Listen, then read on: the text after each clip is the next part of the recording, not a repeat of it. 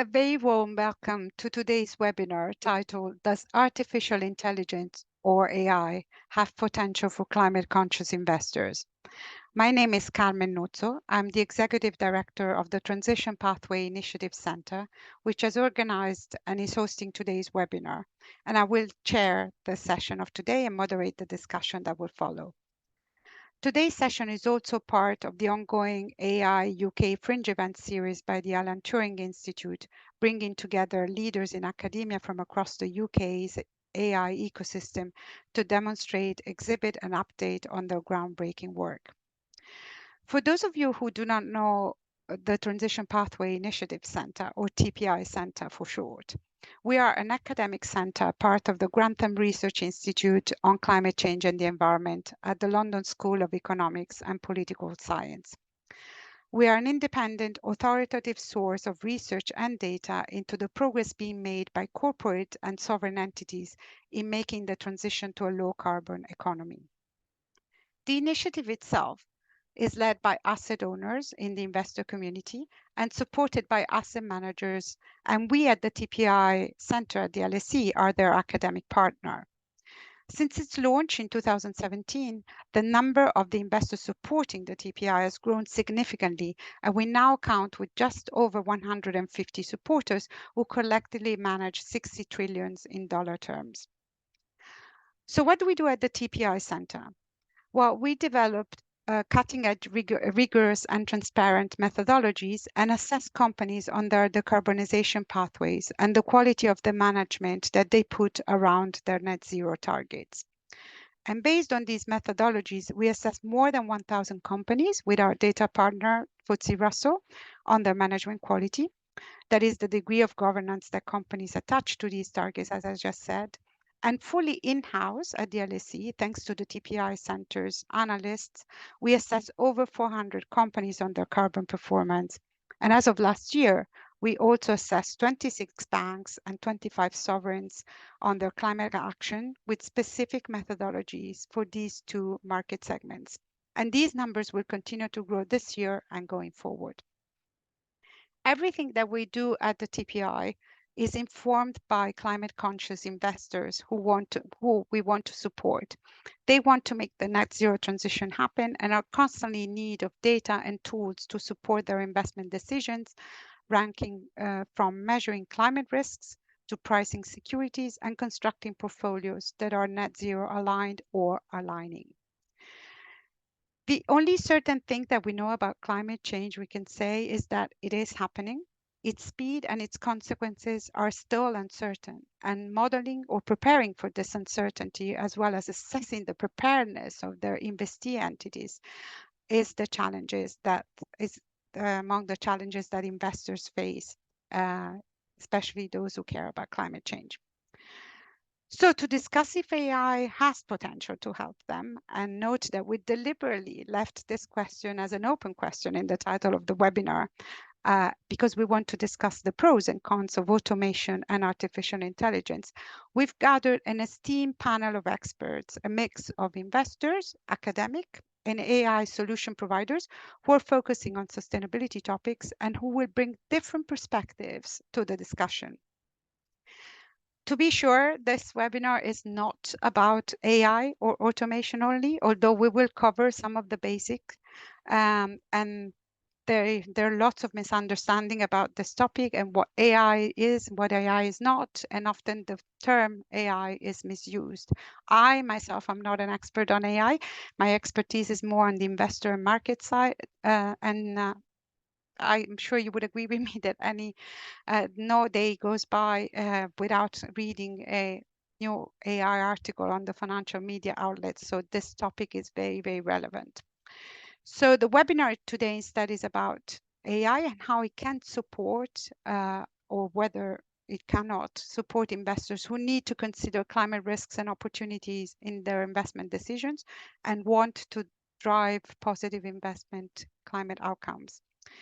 There's been much focus on AI's contribution to climate change through innovative adaptation technologies or its use in agriculture by improving improving food systems and crop management, for example, but much less emphasis on how AI could support investors to play their part in driving capital where it's most needed to accelerate the net zero transition, which is the focus of what we do at the TPI Center. So before I go any further, I encourage you to take a look at all the resources that we published. They're available on www.transitionpathwayinitiative.org.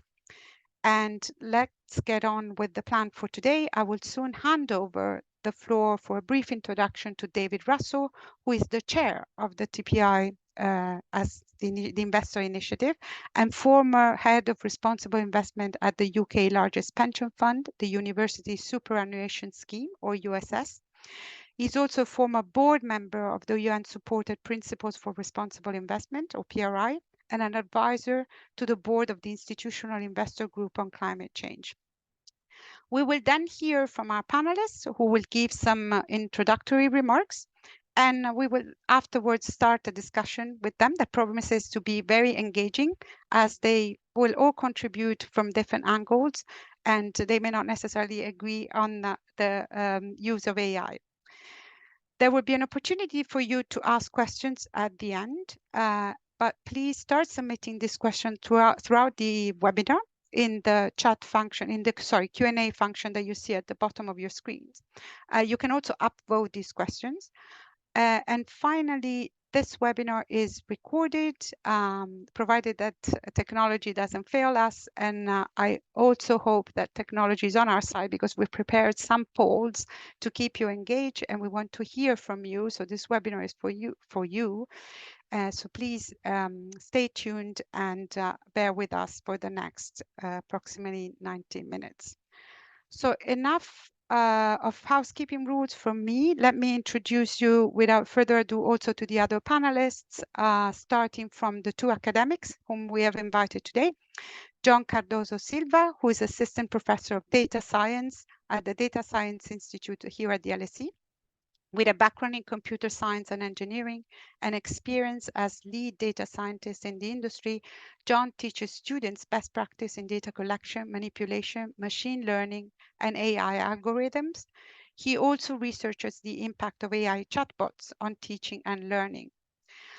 We're also joined today by Maria Pavlova. She's here with two hats, as she's the director at Sustainable Fitch responsible for product development, but she's also a DeepMind scholar and postgraduate researcher undertaking her PhD in AI at the Imperial College London Department of Computing. Maria is affiliated with the Data Science Institute and the Grantham Research Institute at the Imperial College in London, and she's recognized as one of the Women of the Future 50 Rising Stars in ESG and top 5 finalists in Women of the Future UK ESG Award. We also have two investors, Sarah Pizzi, who is Director of European ESG Investor at Investing at Neuberger Berman, which she joined in 2021. Sarah leads ESG integration and client engagement across Europe, working with investment teams and analysts in the region to advance their ESG capabilities. Prior to joining Neuberger Berman, Sarah was head of responsible investment strategy investments at Legal and General Investment Management, LGIM, where she also had other roles. She would be followed by George Sally, who's Senior Vice President and Portfolio Manager at Lazard Asset Management Ltd, where he's part of the quantitative equities team. And a lot of his research entails finding ways to incorporate sustainability into financial decision-making in a practical, returns-enhancing manner.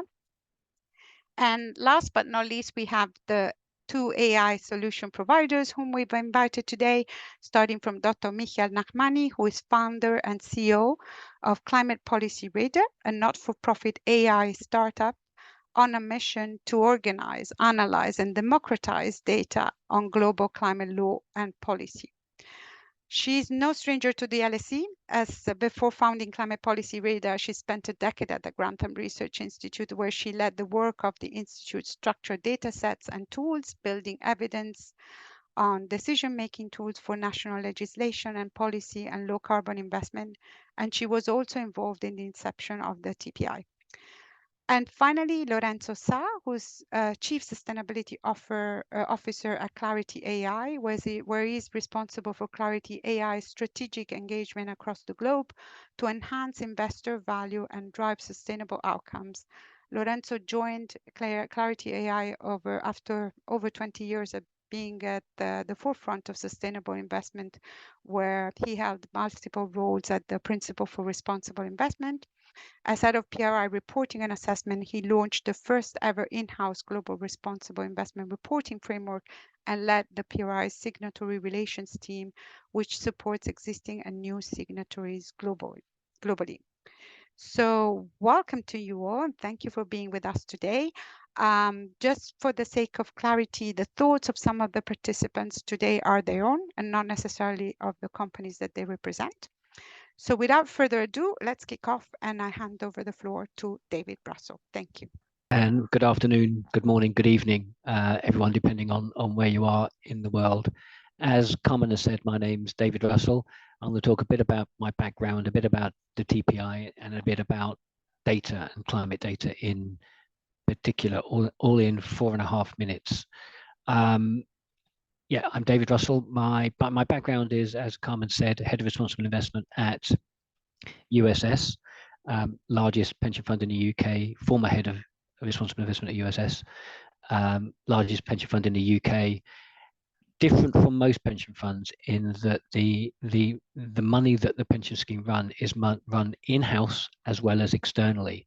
So we were working with in-house asset managers, investment managers, analysts who are trying to take climate data and other ESG data into account in their investment decision making and in our stewardship activities. I moved on from that in the summer of last year and became chair of TPI in September last year. And I've been involved in the TPI since its early days. And I won't talk really much about the TPI because Carmen's already covered that. But some of the background is quite interesting because it really came out of the Paris Agreement and the Paris COP, when it became clear that companies and other entities had to be transitioning to a net zero, a Paris-aligned future by 2050. And the problem was, as asset owners, as investors, companies were telling us things. How could we work out whether what they were telling us was actually accurate or giving us any direction as to whether it would actually lead to a transition to a net zero Paris-aligned future?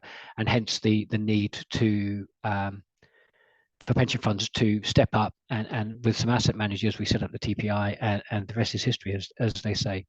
I think it's worth considering that the TPI and the data from it are a means to an end. As Carmen said, the end is we want to see transition, because from a purely financial, purely pension fund perspective, not transitioning is a bad thing. As a pension fund, we want to see the world transition because that's in the best interest of us providing pensions for the future. That means we need to be getting information to make better decisions, to guide our activities, and hence the TPI provided that. The climate data obviously precede the TPI. I first got involved in looking at climate data in the early part of the noughties, 2001 to be precise, when USS first started looking at climate change as an issue for it as a long-term investor. We supported the development and launch of the Carbon Disclosure Project, what is now known as CDP, which writes to companies and other entities around the world, asking them on behalf of investors to provide information. And you can look up the information that they provide on their website. But the information is actually very useful for investors because it can be used in integrating into investment decisions to drive better investment decisions. But it can also be used in engagement and stewardship. Investors interact with the companies that they invest in to encourage them to do things. And in this case, it would be encourage them to address climate change and other ESG related issues. One of the challenges that we found over time is that investors are awash with information. In the old days, and I was trying to find an image to put up, pre-PDFs, so pre-electronic reporting, you used to get into the office in the morning and each analyst would get between 20 and 30 reports from sent to them as paper versions from what is called the sell side, the information providers to the investment world. So you'd be sitting in an office with piles of paper with a gap between, looking at your one monitor in those days, not the multiple monitors and the large monitors we have now, the one monitor in the middle surrounded by piles of paper. And I think we've moved on from that, obviously, and now there's a huge amount of electronic information, and climate data comes through in annual report and accounts. It comes in corporate CSR reports, corporate social responsibility reports. It comes in TCFD reports, climate related financial disclosures, all of which provide a huge amount of information. The challenge that investors have is, how do they find their way through that sea of information to find the bits that are most material for them? And I think that's where the challenge that investors face now. How do they get the correct data, the information, to enable them to act as stewards, to enable them to integrate and make better investment decisions? And hopefully we're going to find out over the rest of the afternoon. Great. Thanks very much. Thank you, David. That provided a very useful background to the webinar. So as I said in the introduction, this webinar is not an educational session about AI, but the term AI has become a buzzword and is often misused. So before we delve deeper into the discussion, we need to cover the basics though. And so we would actually like to ask the audience to participate in a poll, and this is where I get really nervous because these polls don't always work, but let's remain hopeful. So I would ask my colleague Alex Burrows, whom I also want to thank because he's supporting us behind the scene, to launch the first poll that we've prepared for you. So can you please choose one of the following options that you see on the screen? The question I would like you to answer is, how do you use automation or AI in your current role? The options are: I do not use either of them, or I only use AI chatbots. The third option is, I include some elements of machine learning, large language models, or other AI technologies. I've done some experimental modeling with ML, LLM, or other AI technologies, or I rely heavily on machine learning or artificial intelligence. So you've got approximately 1 minute to reply to this. And I can see the questions, the answers coming to the screen. So that's very, very exciting.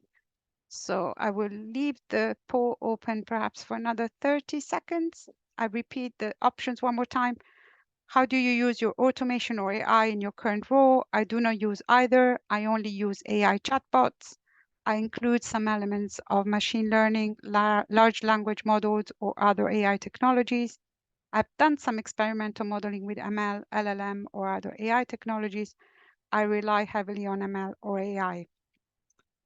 Okay, I think, Alex, we can stop the poll, please. And now I hope that we can see the results. That's great. So I hope you can see what I can see on the screen, but approximately 24%, the replies have come broadly distributed, although there is a preference for the second option. I only use AI chatbots. That's come up at 43%, followed by I do not use either, 24%, and then 13% among you include some elements of ML, LLMs, or other AI technologies. 10% has done some experimental modeling with all of the above, and 10%, which is actually quite encouraging as well, relies heavily on machine learning or AI. Obviously, all those who are in the audience are not necessarily investors, and we may have a mix of experiences. So John, let me turn the floor to you with the first question. As the academic, one of the two academics on this panel, can you take us briefly through what AI is and what is not? Sure. Thank you, Carmen. As you said in your first address as well, there's often a lot of confusion between what is AI, all of these acronyms, right, can be confusing to many of us. So what is AI? Artificial intelligence is a field that started, so the first person to coin the term, I believe, was Alan Turing, a mathematician who probably many of you know, and he proposed even like this kind of experiment, a thought experiment, saying that what if we could conceive of a machine that could speak and we could interact with as if they were a person, and it would fool a large proportion of the audience thinking that that was a person, whereas in fact it was an artificial intelligence, someone that passing as a person. So this is a lot of there's a lot of that in the AI community to this day, especially today because we're using a lot of the AI chatbots. So artificial intelligence definitely is this aspect. So what we have with ChatGPT, with Bing, with all of these tools, this is definitely artificial intelligence. We're interacting with that, but it's also important to keep in mind that this can be broader. So the acronyms that we just put on the screen just a minute ago. So ML, whereas artificial intelligence is this broad scope of things that wants to map intelligence, machine learning is a subset of that tries to accomplish a specific task. So I want to predict whether stocks will go up or down. So I could, provided that I give my algorithm some data that has to be stored and structured in a very particular way, I could make this prediction. I could test back and see if it worked back in the past and build some confidence on that. And then in the future, I can keep on using that. So that is an element of artificial intelligence that conflates a little bit with statistics, that we call machine learning. So the machine learning bit here is because we give out examples of what was in the past so that the machine can learn and make predictions about the future. The decision making, though, is still on us. Like the humans are the ones typically making the decisions out of what comes out of these AIs. So there are others. So some of these other branches of AI have now come out of fashion. So we had like symbolic AI in the past. That in the past we would have researchers would think about, okay, what are all the individual pieces of knowledge that we can come up with? What are the things that we could conceptualize in our minds and then connect them all together in our brain? So that would also be a part of AI that is not really that popular these days. And the most popular part of AI these days is deep learning. That is what powers the large language models. So the large language models, such as ChatGPT and many others, they are built on this foundation that, yes, you have data, you need to provide data in the past, and they learn how to decide how to predict the next term or a hidden term in text or in video or in audio.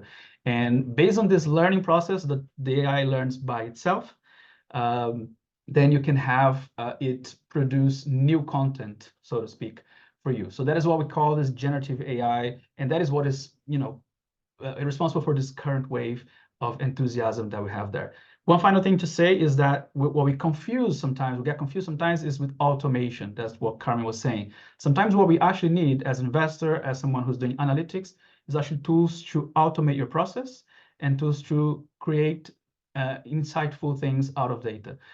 So that is not to be confused with AI. So we have web scraping, crawling, other stuff that is automation, but that's not necessarily trying to replace some intelligent aspect of the human mind. But I think we're gonna come back to that soon in the next few minutes as well. Perfect. Thank you, John, for laying this out very clearly. And that's exactly what I was referring to when I said at the onset of the webinar that the word AI is often, the acronym better. AI is often misused because we call AI often what it's not. And I really like that you talked about the enthusiasm for the topic, but there is a bit of a gap between the enthusiasm and the actual implementation, what we want to get out of the AI. So let me turn to Maria, who is coming to this webinar, as I said earlier, with two hats. One, her strong academic background on AI and the work that also she's doing as at Fitch as an ESG solution provider, so a provider of solutions focusing on sustainability topics, not necessarily on AI. So before we talk about the solutions, Maria, can you please help us explain how AI can tackle climate change, even before going down the route of explaining how it can help climate conscious investors? Sure. Thank you for that question. First and foremost, I would like to emphasize that AI can help. However, it's not a silver bullet. It cannot solve climate change on its own. So there should be collaboration between different domains. And answering the question directly, yes, in my opinion, AI can help us fight climate change and is already helping us. In fact, I believe AI wouldn't be what, climate science wouldn't be what it is today without AI. And here I will give just a bit of a background about climate science, because this is also, I think, an area that is largely misunderstood. I guess the biggest advantage of AI is allowing climate scientists or practitioners like myself to use more data to feed into models, different data formats, etc. So that makes the models more robust. And thanks to that, we can incorporate socioeconomic factors, macroeconomic factors into the climate risk models. Now, I'm sure most of us are aware that climate change is mainly induced by humans, so it's human induced. So being able to incorporate such factors allow us to better measure risks from climate change. And another really important point that I always mention is that now with the advancements of AI and to some extent also on hardware technology, we can do that in almost real time, which is a tremendous advantage. I mean, if you think about being able to mitigate climate risks or adapt to them, being able to actually predict certain risks in almost real time is actually great. And I don't know if many of you have heard of DeepMind's GraphCast model. This is what it does. Another very important thing to emphasize is that all these climate risk models are no longer just confined to organizations like NASA or NOAA. I mean, climate risk models run on supercomputers, and most companies just can't afford to have them or even run them. So thanks to AI, all these models are now accessible to investors, to ESG providers, and actually that's how you access them as well. It's thanks to AI. Another big advantage is attribution analysis. So which company is producing how much, let's say, methane or CO2 emissions, etc. This is actually a very difficult thing to do. That's why I'm bringing it up. And I guess for investors, the biggest challenge is how do we price financial risk from climate change? And actually, AI can help us do that. No climate risk model can do that on its own. I mean, I can talk about that all day. We don't have time. But yeah, I guess this is, in my opinion, the biggest advantage of AI when it comes to climate change. And Maria, if you want to explain a little bit in a couple of words what the GraphCast models are, that I think that would be helpful for the audience to hear.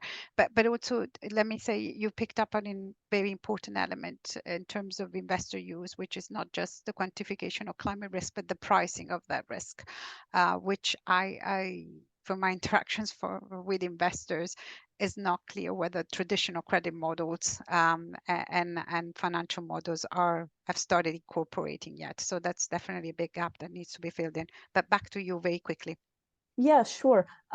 So I can actually even share a link of the GraphCast model. So this is an AI model for faster and more accurate global weather forecasting.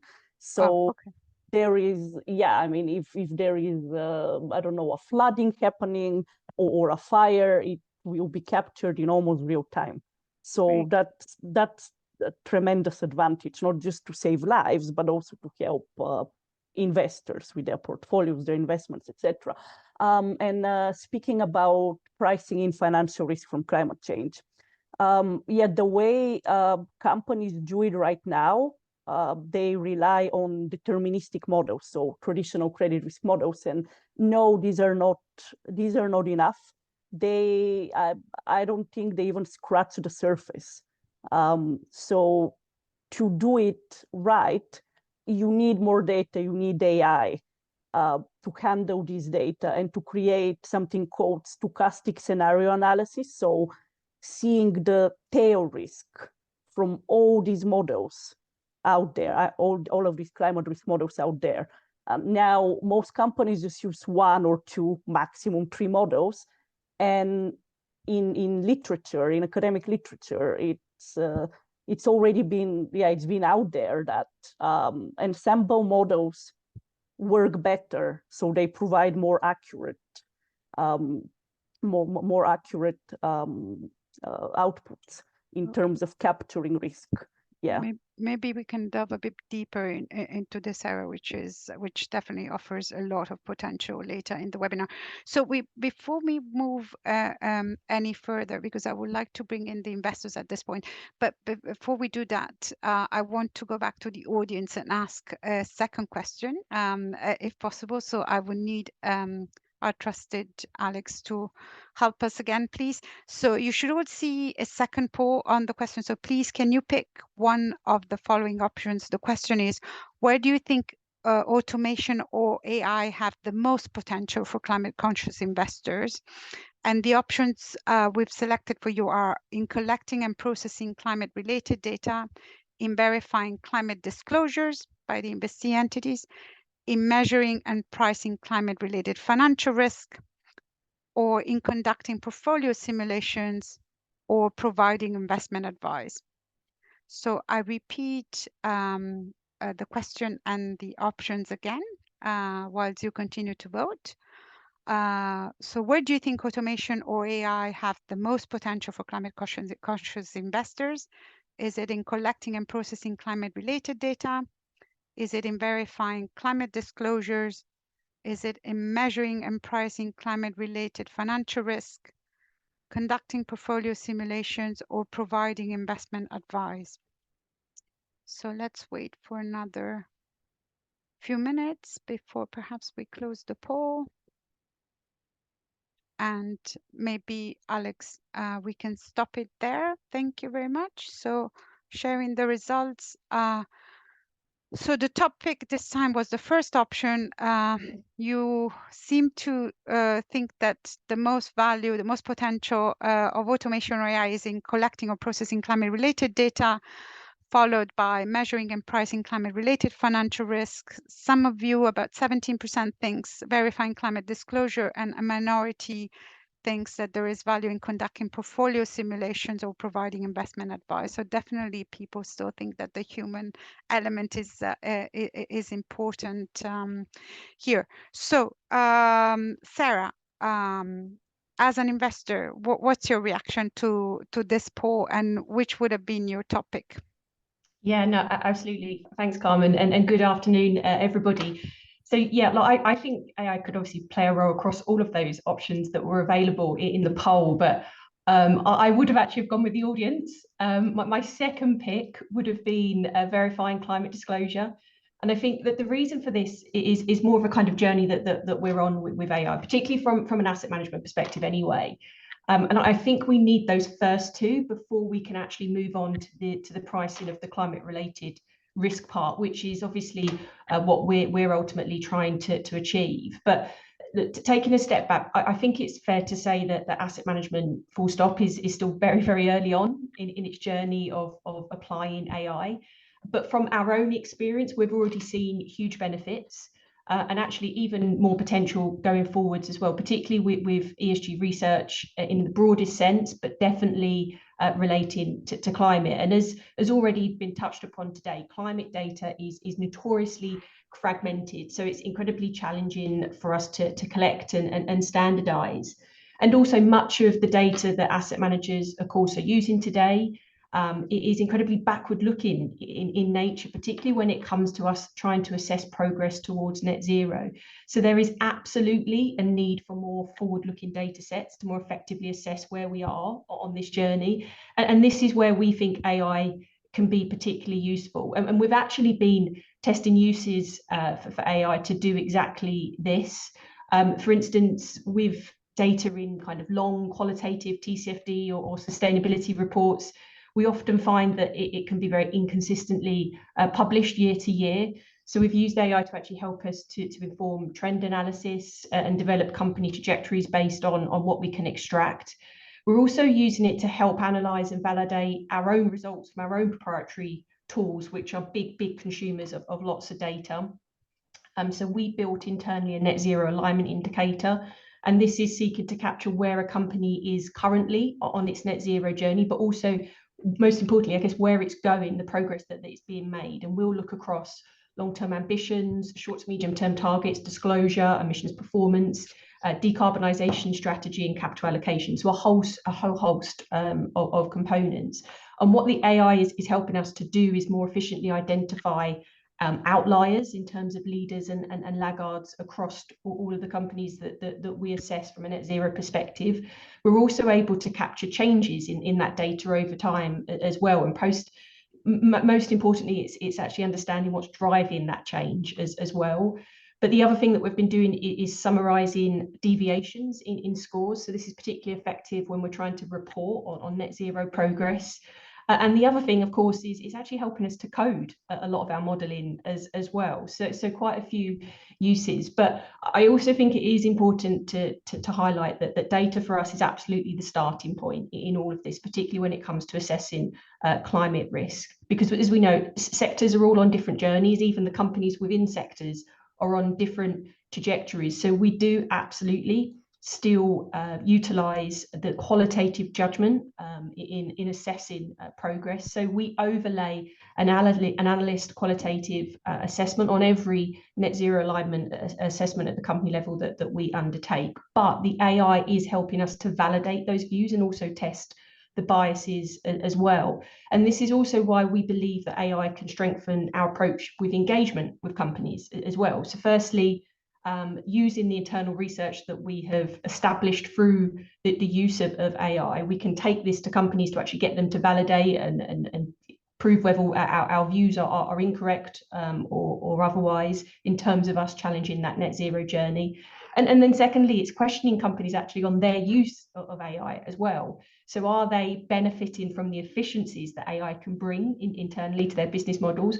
But also, I think most importantly, are they factoring in the necessary governance processes if they are using AI as well? So look, very early days, Carmen, but we absolutely see huge potential from a climate conscious investor perspective.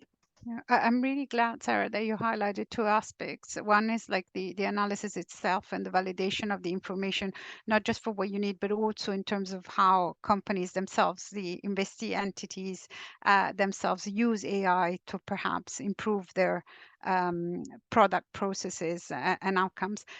But also you didn't forget the engagement part, which is quite important. And you mentioned the qualitative judgment that goes into the analysis as well. That yes, the machine can help us and in gathering data, processing them faster, maybe bringing to light facets of the data that we couldn't have appreciated otherwise. But the engagement part with the investee entities still remains a very important component of the investment process, and the output of these data processing can help with that. So George, over to you as the other investor represented here on this panel. What would have been your top pick in the poll? Yes, thank you, Carmen, and good afternoon / good morning, everyone.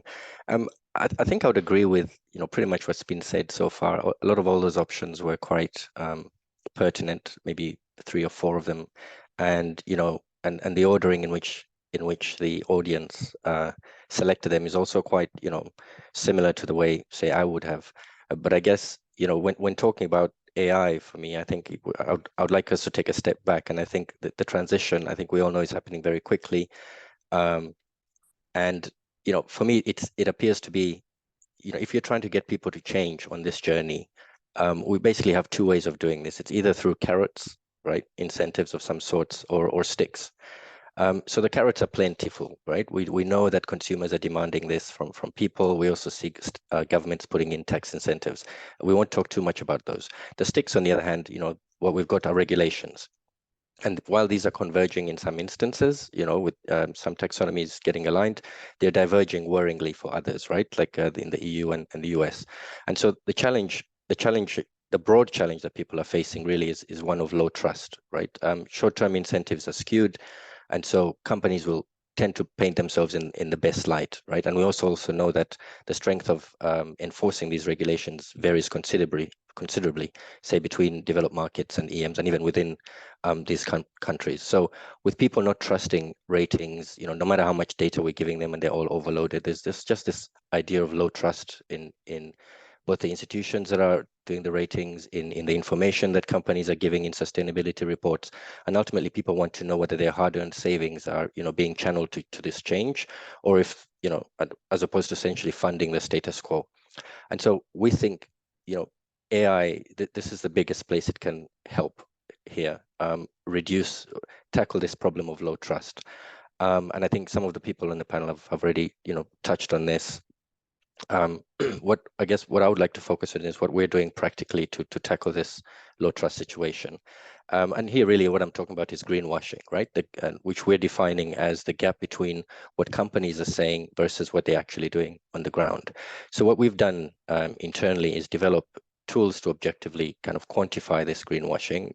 Sarah mentioned that a lot of the data that's coming out is quite backward looking. So, and indeed, we are using AI to extract forward looking statements, but more importantly, we can also, challenge or rather verify, what these by knowing what they're promising on one hand and looking at what they're actually doing on the other, and looking at this gap, we think this is a big risk, and we've actually seen that it impacts portfolio returns. So companies that have high greenwash risk actually have underperformed both in the US and in Europe. In addition, also companies with low greenwash risk are decarbonizing way faster, at a rate about 5 times faster than those with high greenwash risk. And other sector trends emerge. So for example, among US financials, greenwash risk is going down amongst banks, and perhaps this is not so surprising given how much attention they've had. But perhaps maybe not many people might know, but greenwash risk is going up amongst insurers, for example. So when we published a white paper on this earlier this year, and actually subsequently we're starting to see some stories in the press come out, like for example, Bloomberg released an article recently talking about a hidden risk in US real estate. And they're talking about private insurers in the US basically stepping away and not wanting to insure people's homes, people that are, living in high risk areas. And so people are having to fall back on lender of last resort, essentially the state, to do this. And obviously, as private capital retreats from the property market, this starts creating all manner of issues. But these are live things. I think we all know that the transition is happening now. It's not something that's to come or is in the past. It's happening right away. And this is how we are actively taking these tools and trying to basically make sure that people's savings are finding those companies that are taking the transition seriously and are actually putting their money where their mouth is. And perhaps finally, another exciting development in this field is that of geospatial data. A couple of companies are coming up now and this data is getting released. So in other words, we won't have to wait until these frameworks become standardized, until reporting gets standardized. We can more quickly ascertain what's happening on the ground with data without waiting for it to come from these companies. That's our take so far. I really like that last point, George, that you brought the distinction between traditional data versus alternative new data, because that's new field that investors are beginning to explore as well. Let's bring now the AI solution providers, starting with Michael. Michael, you founded a not-for-profit startup to address some of these pressing points that Sarah and David and George have laid out, and some of the investors ask. So how have you started unlocking the AI potential? Thank you. So let's talk about investors for a second before we talk about Climate Policy Radar.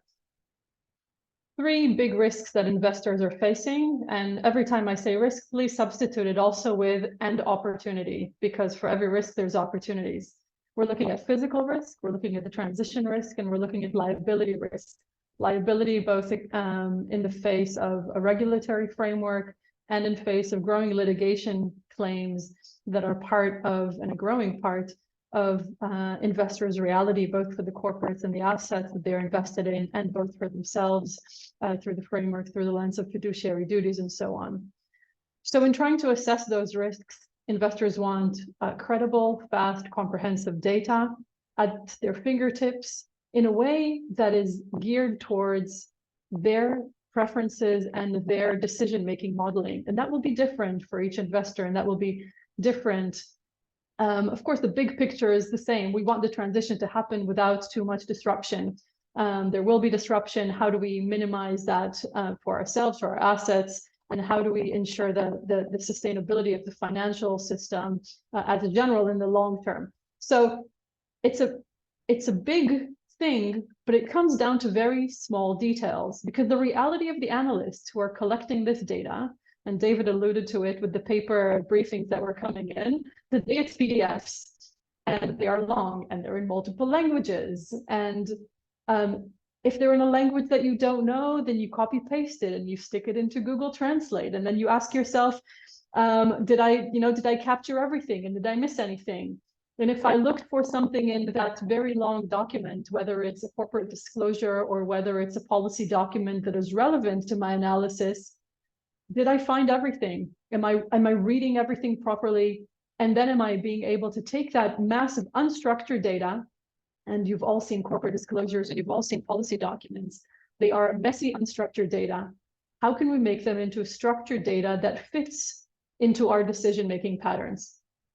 And the ability to do so will inform decisions that are both around investment and divestment and pricing and engagement, both with the corporates, but also with the policy landscape, because we always have this, let's call it holy trinity of the corporates, the investors, and the policymakers. And one cannot operate without another. They all support each other, and they all influence each other for better and for worse. So in all of that, we're faced with very trivial problems of lots of data that is very messy and unstructured.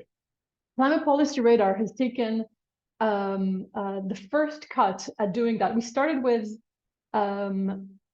global climate policy. So we took about 500,000 pages of all of the laws and policies that every single national government has on their books that is related to policy, that is related to climate change. And we are soon starting to take corporate disclosures, financial regulations, and climate litigation cases. We start by making them all machine readable and put them all in one place, and auto-translating them to English. And you may have noted, I've not noted the word AI until now, but auto-translation is the use of a large language model in a way that is very much AI. So auto-translation, as soon as we do that, we already have AI in the mix. And then being able to look for something, and within, I don't know, if I type in fiduciary duties into the Climate Policy Radar app, I will find within an instant, I will be searching through 500,000 pages. And again, with using AI, I will be able to find this information very, very quickly. Through the development of classifiers that ask, what are the textual representations of a concept? So if I'm an investor, I'm looking for scope 3 emissions, then I could type in scope 3 emissions, scope 3, with 3 as a number or with a word. I can type in upstream or downstream, emissions from sold products or emissions from raw materials. All of those are scope 3 emissions, yet the actual having to look for them is a limiting factor. TPI currently assesses 400 companies. They wish they could assess 4,000, but there's real limitations in the ability to do so, and to do so credibly. Building in the ability to take the domain expertise, so the experts, and we have a policy team, and we work with many other experts that are collaborators in wonderful organizations, including TPI and LSC and others. Being able to take that and translate that into something that a machine can do fast, and then a human can review, that saves time. That enables us to increase our scope and to scale the ability to deal with so much unstructured information at once. And finally, all of that is addressing the need of someone who has a question and needs to find the answer quickly.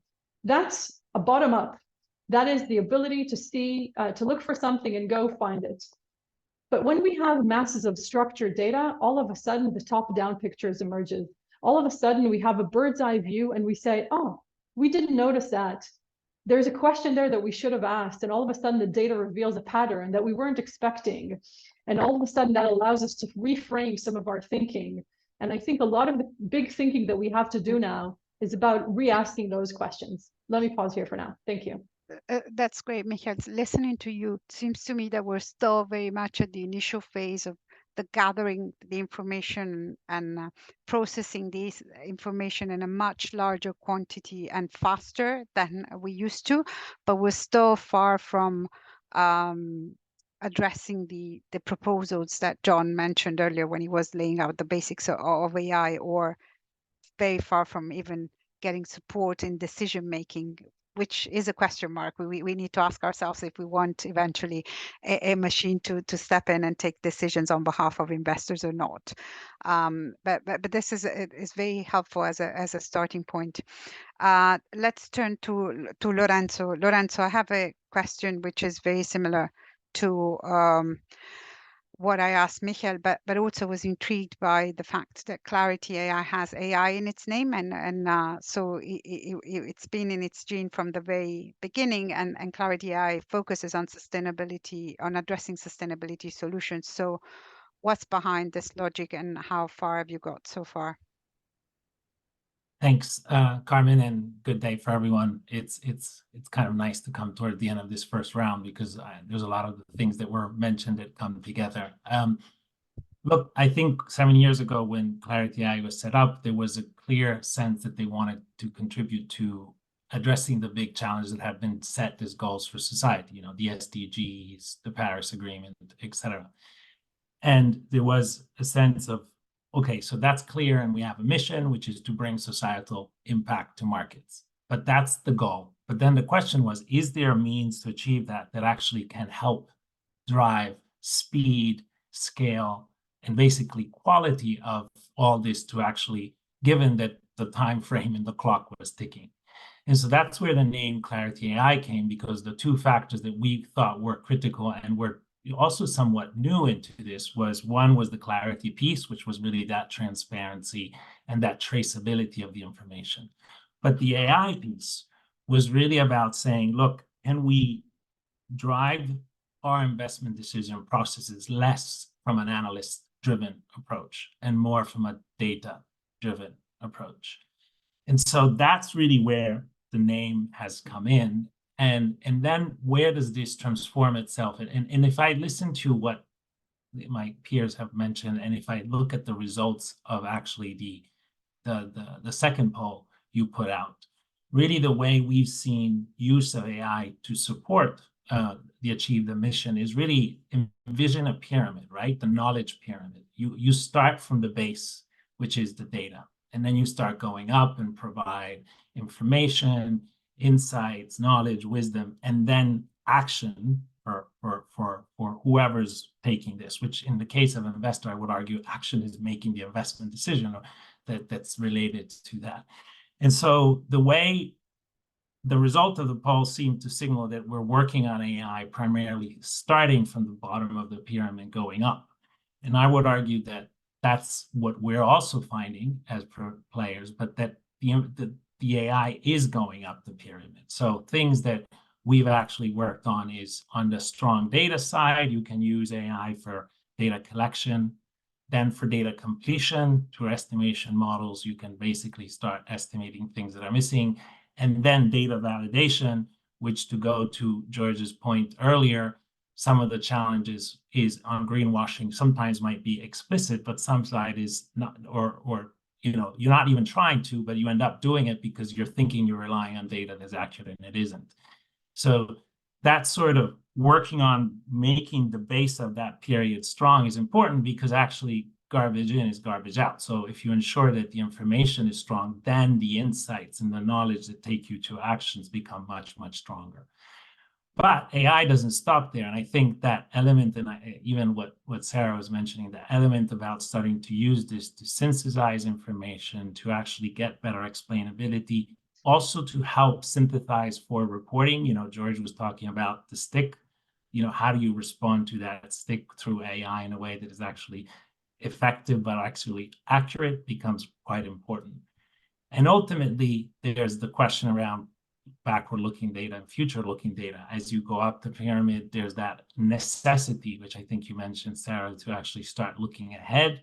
You know, is a target, you know, a net zero target, or is a target that someone is setting, you know, credible? You know, can you start looking at transition plans and saying, okay, what is the OPEX or the CAPEX, and negotiating that against that target and start looking at that. So I think the reality is we're not all the way on the top of the pyramid, and I think there is an element of managing a little bit of the hype that there is around AI. When I was in Davos in January, and every window shield of that promenade was all about AI doing everything, and I think we need to be cautious about that. But I do think that AI is gonna contribute. So your if of the question, I think, it has a role, and I think the question is, what role does it have, and how do we ensure that is a support role to Sarah and George in their ultimate investment decision, because there's a role then for them to take the higher value of the investment decision process and taking it home. Definitely in Davos, there must have been a lot of enthusiasm, as John, as John labeled it at the start of the webinar. But to your point about the point that Sarah made very well about the forward-looking component of the analysis versus the static picture that the data disclosure portray. This is definitely something that we're moving more and more towards, which is at the heart of what the TPI does as well, because we have a backward-looking component around, or more than backward-looking, a static component that looks at the management quality of the investee entities that we assess versus the future carbon performance trajectories that we plot and assess and monitor. And this is definitely the focus is definitely moving away just from the target setting and the trajectory that is followed to the credibility of the transition plans. That is certainly something that is keeping us more occupied here at the TPI Center than in the past, and where we're trying to probe investee entities a bit more. Right, we're coming to the second part of the webinar where we will keep the conversation a bit more free-flowing, and also would like to weave in the questions that are started coming in from the audience. I really thank people who have already started submitting their questions. Please continue to do so. Some of the remarks that the panelists have made so far have touched slightly upon some of the issues that you've raised. But before we do that, we have prepared another poll to keep you engaged, and I would like to launch that, asking for the help, please, of Alex one more time. So we would like to ask you, among those listed below, which do you think is the greatest challenge for climate conscious investors when using AI? So is it lack of understanding of AI and climate science? Is it lack of financial resources to utilize AI to consider climate change? Is it lack of top-down support, i.e. at the C-suite level? Or is lack of experts on climate change and AI? So you have about 30 seconds more to answer the question. I read it out loud one more time. Among those listed below, which do you think is the greatest challenge for climate conscious investors when using AI? Is it lack of understanding of AI and climate science? Is it lack of financial resources to utilize AI to consider climate change? Is it lack of top-down support at the C-suite level? Or is it lack of experts on climate change and AI? So 10 more seconds, and then we can perhaps stop the poll. Right, Alex, I think we can stop it now. There is clear consensus around the first option, lack of understanding of AI and climate science. 58% of you voted for that. The rest of the options is 20% lack of financial resources to utilize AI to consider climate change, lack of expertise, 14%, followed by lack of top-down support, which came last at 8%. Interesting. This is a question that I always ask about, because investors are trained in financial accounting and financial risks and financial analysis, but not necessarily a climate change, let alone AI. So a question open to all of you: what skills do climate conscious investors need to use and have to understand AI? Who wants to go first? Lorenzo, thanks for raising the hand up and being the icebreaker. Yeah, thanks. Look, I was thinking about these results and the previous one. So if you thought of the first one, yes, if you collected all those that actually said they're using AI to one extent or the other, it was 75%. So 75% of the listeners today have used AI to some extent. But, and I don't see the stats results here, but the highest percentage in this last poll was the challenge around understanding how to use AI. So there's a usage and there's a challenge of understanding it. And in my view, if we think of this as almost like some of the previous transformations, David was talking about a time without computers. We went through a phase where we had to figure out what the PC was, and how to use it. Then we went through a phase about the internet and how to use it. And now we are going through this other transformation. And I would argue that in all these three cases, we might rely more or less on it, but we need to actually get a basic understanding of what this is. And I read a quote actually this weekend, which really I enjoyed, which says, AI is not going to take your job, but someone who understands AI is going to take your job.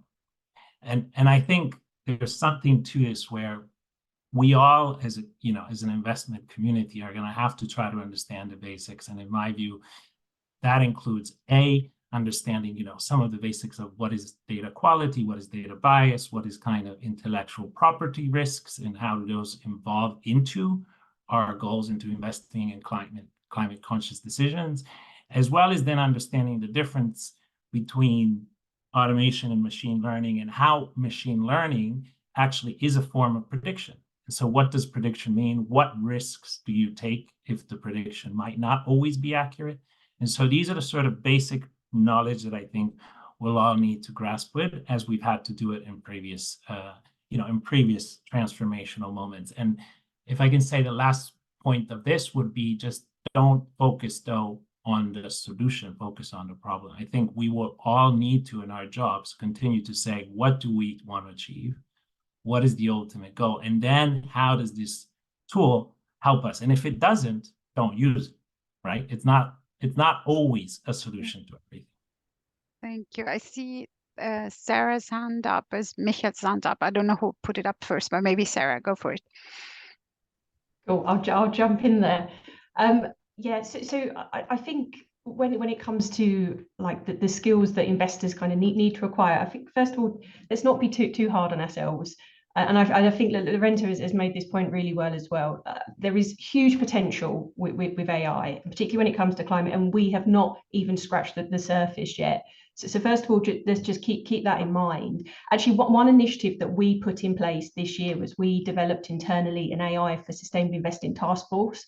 And this just basically pulled together internally people from our ESG team, our investment research team, our ESG data team, literally just to coordinate, debate, design the best kind of potential use cases. So I would absolutely encourage other investors on the line to perhaps pursue something like that internally. But there is another dynamic to this that I don't think that we can stress enough in this session. And as much as it's about skills, I think there is a change in philosophy and mindset that we need in terms of being climate conscious investors. And it is around acknowledging this idea that backward looking data isn't going to help us to truly assess company progress when it comes to net zero.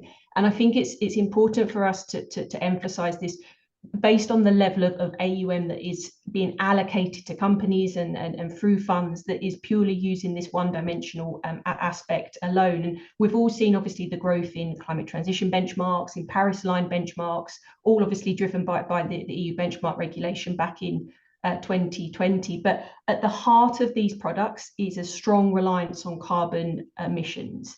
And we take this one metric alone, it is deeply flawed. But firstly, and David mentioned this right at the beginning, company sustainability reports.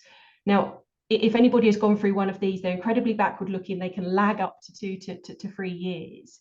Secondly, the actual data itself is often very heavily estimated.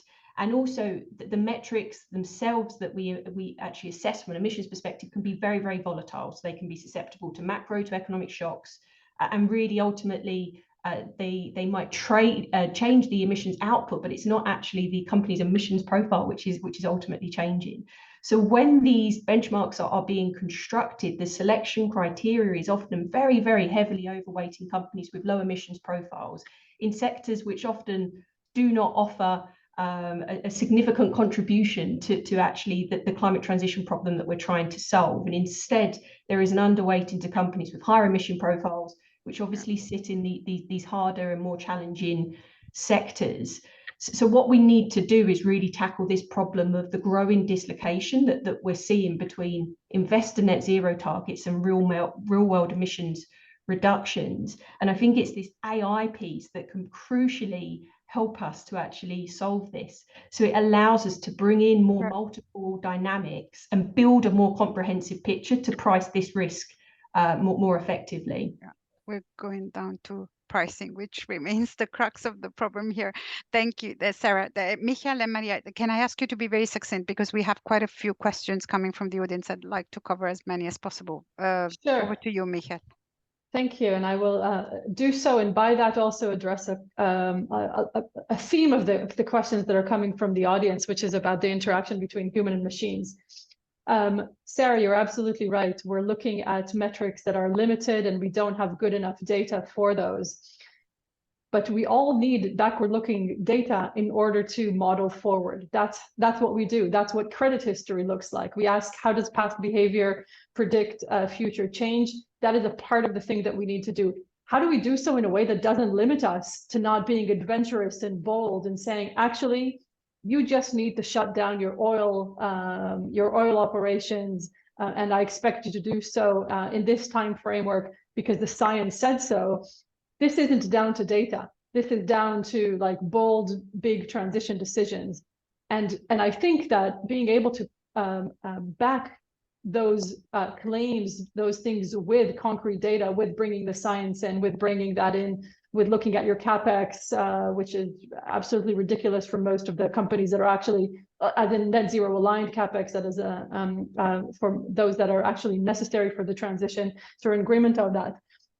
The only thing is, data and preferences are two different things, and we need to really make sure that we disentangle between those. A lot of the questions in the chat, in the Q&A I see are about the human-machine interaction. Do we still need analysts? Do we still do that? Even if we have a perfect model optimizes something, and that something is preferences. If you use your, I don't know, your Google Map software or any other mapping software, and you want to get to a destination, you still need to pick if you want the shortest way or the fastest way or the way without tolls. And that is your own preferences. Investors will need to define their preferences, and those rely within ethics, within their risk appetite, and so on.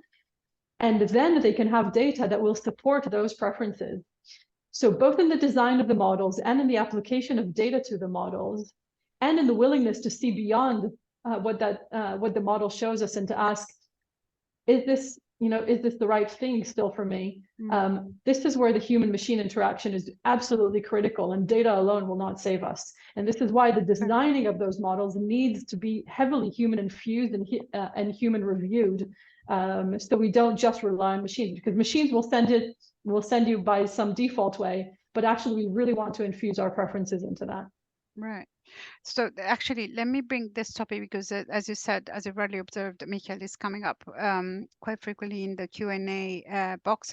So one of the questions that somebody in the audience asked is, do investors think that AI can completely replace data collection and verification of climate disclosures, or is still human oversight necessary within AI only, with AI only supporting? Obviously, it's a question that could be applied to any use of AI in different fields, but particularly in the investor sector. John, what would be your answer as the academic here? I would second what Michal was just saying, that yes, you need to embed your preferences in the AI, whatever tool you're using. They are a product, whether you perceive that or not, they are a product of your preferences, a product of your worldview. And yes, you need to be very careful and very mindful of how these tools were trained, what data they were used, especially if you're using third-party tools, right? So if you're getting a tool that was created by someone else and applying to your own data without what we call like a fine-tuning, without adjusting it to your own data, that data was trained with a particular agenda in mind. So it is true. Like it will go regress to the mean. You will find the common denominator that are the answers that were used when training the tool. So yes, I think the major thing is no, it won't replace analysts. At best, it can make you more productive, more hopefully more productive, more effective, but you still have to keep in mind this new question in mind that, okay, is that suitable? Is this tool suitable really for my data? Or do I need to tweak it further so that I can embed my mark on them? So yeah, I don't think that we cannot get rid of the human in the loop, definitely not. But let me ask a follow-up question on that, because this is something that we frequently discuss with the analysts at the TPI Center. What's the risk that you have to compromise, or is there, let me put it this way, is there a trade-off between the quantity of the data that you're able to process, at least with all this data scraping or data or web crawling that we're starting to see, and the quality of the output that we get? In other words, what's the risk that we need spending more time checking for the quality of what we get from automation as opposed to doing the analysis itself? Cool. John, do you want to follow up on this, or somebody else wants to? I would say, yeah, I can briefly mention that. So I would say that the major thing is that what are your KPIs, right? What are your indicators? What really do you care about? And if you if this task you're automating with the help of an AI tool or with the help of an AI algorithm is very high stakes, then like I think I take that as a risk approach. Like take that is searching through a document of a PDF and locating tables and just pointing to me where the table is so that I can go and look at that. What is the risk of missing one or two tables there, let's say, or missing one or two paragraphs with the key information that you were looking for?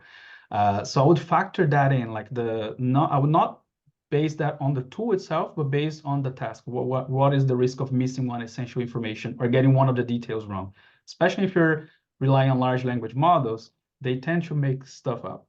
So so how do you factor that risk in? But yeah, so I don't know if I responded to you properly, but it's about what is your measure for the task you're doing and automating for me, and what is the risk associated with that task, that particular task, even if it's like a small thing in your workflow. I guess we have to put this to the test to be sure first. But let's change topics slightly, and let me pick one of the questions that has come from the audience. So I think this might be for Maria. So the question is, in addition to climate risk, can AI connect climate change adaptation and disaster risk? I don't know if Maria, you want to take this, or somebody else wants to address this? Yeah, happy to take your it. hand is up. Perfect, thank you. Yeah, so both of them are actually part of climate science / estimating climate risk. Now, I mentioned it earlier that adaptation and mitigation are, broadly speaking, the main two areas where AI can help us in tackling climate risk. So yes, in short, AI can help, and there are a number of examples. I mean, I already shared DeepMind's latest model, but there are other examples. For example, the same theme keeps reoccurring in terms of more data, different data formats, satellite data, etc. So if we take all of that, we could say create a better topographical maps, which will then feed into climate risk models and provide better prediction of whether there's going to be flooding or fire or, you name it, different climate risk forcings. That's how they're called. And something else I wanted to just add, speaking of human in the loop, I don't believe, as my colleagues said, that AI is going to replace humans. However, climate science models, for example, you probably heard of SMIP6, that's the latest global framework of climate models. So that science, it's been out there for over 20 years. So this is not based on preference, it's based on science. So if the model tells you that the temperature is going to rise by however many degrees, that's not preference. That's just science. It's not an opinion. And that brings me back to stochastic scenario analysis. To be able to actually estimate the likelihood of fire or temperature rising, etc., you need to adopt a stochastic way of thinking, which means looking at the tail risk. So using one climate model or two or three is just not enough. You need to combine them so you can see the tail risk. And this is a mistake I see in a whole lot of companies. I mean, at Sustainable Fit, part of what I do is actually convincing stakeholders that this is the right thing to do. And again, I tell them it's not my opinion, this is science. It's not his opinion or her opinion or my opinion, it's science. So let's just go with science. I guess, yeah. So I guess this comes down to linking the static picture that we were talking about before with the forward-looking component. Yes. And adopting a more forward-looking mindset, which probably. And that reminds me, I wanted to add something else in terms of disclosure. Yeah, very quickly. So if you're only relying on ESG disclosure, again, you're not seeing the whole picture. That's why you should be adopting alternative data, such as digital data, social media, different satellite images, you name it, news articles, even in financial analysis. I think it's been out there for many years that news influence financial performance, and equally they influence ESG performance. So instead of solely relying on corporate disclosures, I think companies should be combining that with alternative data, and that's something I'm also doing at Sustainable Fit. Also in my PhD in terms of uncertainty estimation in LLMs. That's big topic, and more attention should be spent on that. Thank you. Michael, I'm going to give you 60 seconds to reply because I want to skip to another question as well. Very quickly, please. Super. 60 seconds on a few things. Preferences is not with regards to science. Preferences is about the decisions that are made based on the science. And those are big decisions. Do we tax something? Do we standardize something? Do we move money from here to there based on something? Those are the preferences that I was talking about. So that's the first thing. The second thing is with regards to adaptation. Adaptation and loss and damage are two huge emerging themes for investors. They are underrepresented currently in the attention that investors give to them. Therefore, being able to make the data available to support that growing strand of investment is absolutely necessary. De-risking investment with regards to mitigation is becoming much easier because mitigation strategies are just cheaper now, and therefore investing in them is easier. It's easier to swallow. Investing in adaptation is something that still bears huge risks and will continue to do so. And being able to support adaptation through de-risking the investment and even educating investors about adaptation through credible and credible data is absolutely critical. Adaptation data is development data that has impact on larger financial systems. Often climate investors invest in climate things, but they're actually investing in way broader agendas than that, nature and broader development. It's really important not to silo these and not to think about them as something completely different. Okay, great. We're digressing a little bit from the AI topic and the automation topic, but let's go back to the questions from the audience.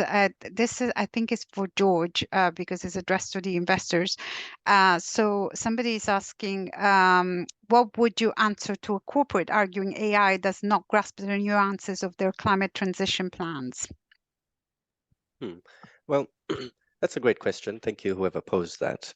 And I think it also ties back to the earlier discussion on, humans in the loop, right? How can we make sure that we're not getting a situation of garbage in, garbage out?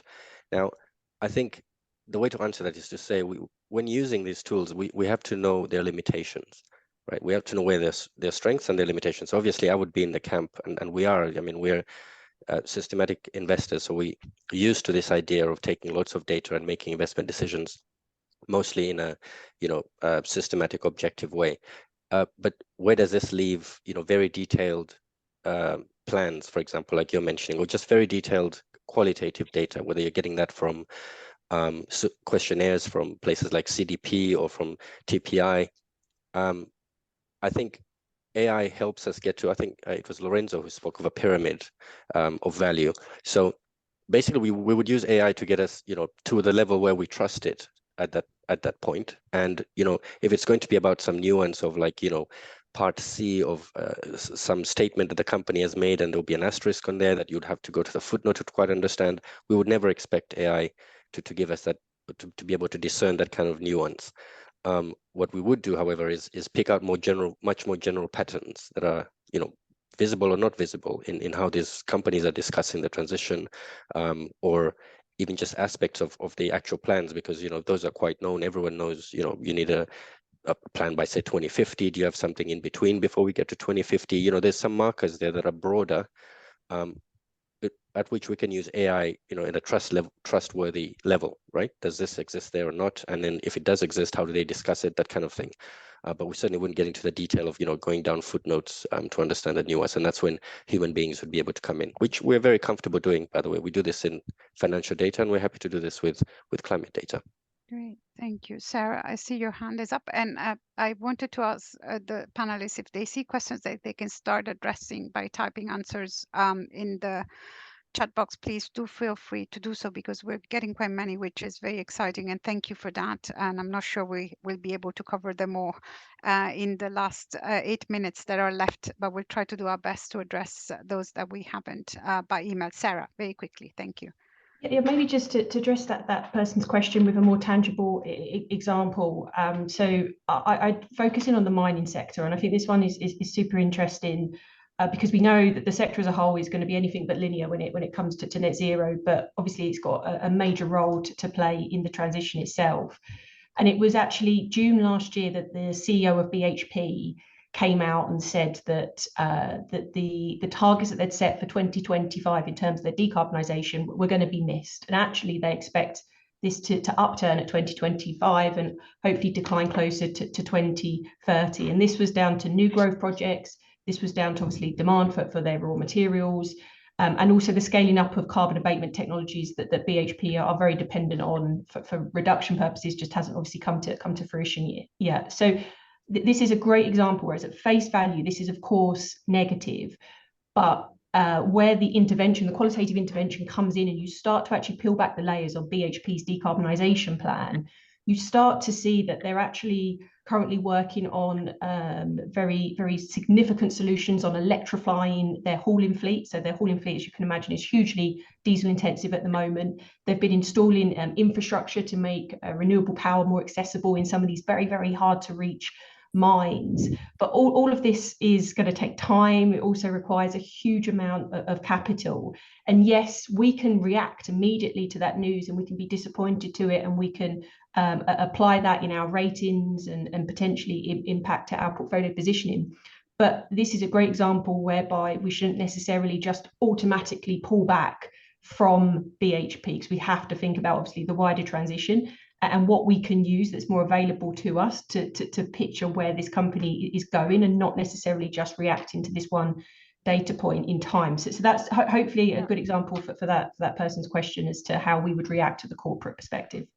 That's great, and thank you for making it practical. I think this is super helpful. I have one more question. Actually, this was the first one that was posed in the chat function, and which personally I find really troubling as well, and I think about this all the time. So the question is, what is the climate impact of using AI for assessment? I guess if I read the question correctly, what the person who posed the question is referring to is perhaps the intensive use of energy and water that all these AI applications rely upon. As climate conscious investors, should you be concerned? Should we be concerned? Maybe Lorenzo could go first, as we've heard a little less from him, and whoever's put the hand up is welcome to join in afterwards as well. Yeah, thanks, Carmen, and thanks for the question. Look, I think part of the focus of this call has been really about how AI can solve climate. And I think that's the right focus, in the sense that the potential for AI to tremendously help investors is humongous. And I think the net outcome is going to be very much along those lines. Having said that, I do think there is a recognition that there is a ESG element about using AI, and that needs to be taken a look at, and we have the responsibility to manage that as well. And I think if you look at the E side, or the climate side of the use of AI, I think there's really 4 things that you mostly need to work on, and I think you mentioned a couple. Carmen, the first thing is really that element of energy consumption. And so there, I think the responsibility of those that are running these AI models is, first of all, is to look at ways to actually run these models more efficiently. And these models exist, like also, for example, running on previous analysis, so not having to repeat it. So there's a couple of ways to actually working on efficiency of the model. But then is also the use of the renewable energy. So where is the energy coming from? And if it's renewable energy versus non-renewable energy, there's obviously a benefit, looking at the clouds, for example, that have less use of, of fossil fuels versus non would be one way to address that. I mean, the cooling requirements is a second thing you mentioned. I mean, that impacts both the electricity component as well as water. You don't want to be building a system where there's water limitations and consuming that water contra the needs that there might be in a local community and local population. So I think that's the second piece to look at. And I think then the third is really around the machines themselves, the hardware that you're using, these GPUs and CPUs that a lot of these models use ultimately rely on minerals that need to be mined, and therefore the importance of sourcing your mines and basically making sure that supply chain of that material is appropriately consumed is important. And then the final one I will raise is really the element of disposal. You need to dispose of the hardware. How do you make sure that those toxicity elements get managed and get not disposed, in a way that's inappropriate? Yeah, lots of food for thought there, and for us to consider. Maria and George, if you can answer very quickly, you've got 30 seconds each because we're drawing to a close. Maria first, and then George. Sure. Yeah, of course, we should be worried about the carbon footprint of AI models. With that said, AI is it's already helped companies reduce their carbon footprint. DeepMind, again, is an example. CERN are doing various initiatives like that. And mind you, they're open source, so every company can benefit from it. Also, AI scientists are developing, well, I would say very far-fetched solutions to solve the storage problem. One of them is synthetic DNA storage. I don't have time to go into it, so if someone is interested, I can talk about it offline. That's great. George, I've seen your hand has been taken very, down. Very quickly, I think it's such a brilliant question, because I recently read this headline talking about half of UK's water demand in 2030 is going to be AI related. I mean, what a statistic, right? So of course we have to pay attention to the energy use and the footprint of this technology. However, I think what we've missed in this discussion, I think a lot of and John was very kind earlier on to give us a very kind of a roadmap around the terms we're using here. I think what we've done is focus too much on generative AI. I think there's a whole host of other models that apply, what we're doing here is throwing out the baby with the bathwater, right? And what I'm trying to say is we shouldn't do that. There's a whole bunch of what we're terming internally as small language models, as a group of technologies that are much friendlier to the pocket, to the planet, and so forth. Even those, back to Lorenzo's pyramid, even those can get us quite high up. So really great question, but I think we have some other tools we can use. Yeah. That's great, George. Listen, this has been a great conversation. I think we've touched upon a lot of topics, and this is telling me is that we need to revisit this this area and have more conversations around this. Definitely, what we term AI is not often what AI is, and we're still at the early stages of adoption, as Sarah noted, of these automated and AI techniques, and we're getting better at collecting data and processing data fast, but definitely we need to still explore the potential of AI going forward. Maria, remember, mentioned the use of stochastic model, looking at tail and the tails and the probability of the distribution of events that investors and companies and investee entities ought to be focusing on more without taking away the analyst qualitative judgment that is essential. And I think hearing the whole conversation, we definitely need to create more space for collaboration between investors, data scientists, and climate scientists, because we need to do a better job at that. So please do join me in thanking all the panelists. I'm sure you'll agree with me. They've been all contributing with lots of insight. Do register for our next webinar. The one that is organized by the TPI Center is not strictly related to AI, but it will be focusing on the first assessment results coming out of the new food methodology that we launched earlier this year. It's going to be hosted on the 11th of April, and you can find the registration link on our website, which I repeat is www.transitionpathwayinitiative.org, where you can find lots of resources. Please do use them and get in touch if you want to give us feedback, pushback, or work with us going forward.